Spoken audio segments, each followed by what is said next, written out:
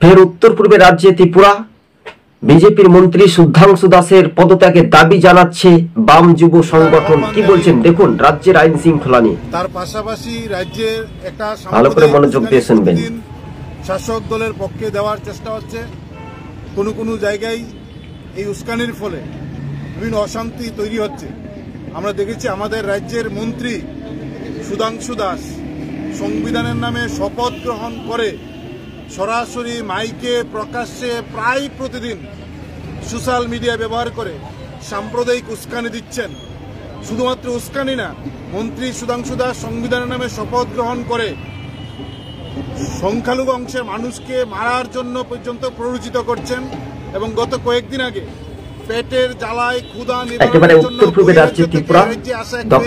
যুবককে, যিনি অন্ন বস্ত্রের ব্যবস্থানের জন্য সংস্থানের জন্য এই রাজ্যে এসে ফেরির কাজ করছেন, সেই ফেরিওয়ালাকে মন্ত্রীর নির্দেশে পেটানো হয়েছে। মানে মন্ত্রীর নির্দেশে যদি মানুষ আক্রান্ত হয়, মন্ত্রী যদি সাম্প্রদায়িক উস্কানি দেয়, আমরা তার নিন্দা জানাচ্ছি।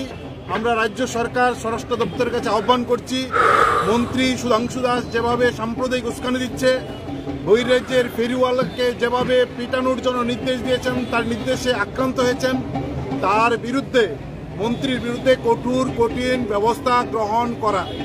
আমরা আশা করব সরকার মন্ত্রীর বিরুদ্ধে কঠিন ব্যবস্থা গ্রহণ করবেন, আইনের ব্যবস্থা গ্রহণ করবেন। যদি এই মন্ত্রীর বিরুদ্ধে ব্যবস্থা গ্রহণ না করেন, তাহলে প্রমাণ হবে যে সরকার সাম্প্রদায়িক উস্কানিকে এবং এই গুন্ডামিকে, ফেরিওয়ালাকে যেভাবে মেরেছেন, এই ধরনের আক্রমণকে। তো দর্শক বন্ধুগণ শুনতে পেলেন, আপনারা দেখছেন সবুজ বঙ্গ নিউজ। আমাদের ইউটিউব চ্যানেলটি যদি ভালো লেগে থাকে অবশ্যই সাবস্ক্রাইব করে সঙ্গে থাকবেন। আজকে ছিল আমাদের এই পর্যন্ত প্রতিবেদন। ধন্যবাদ।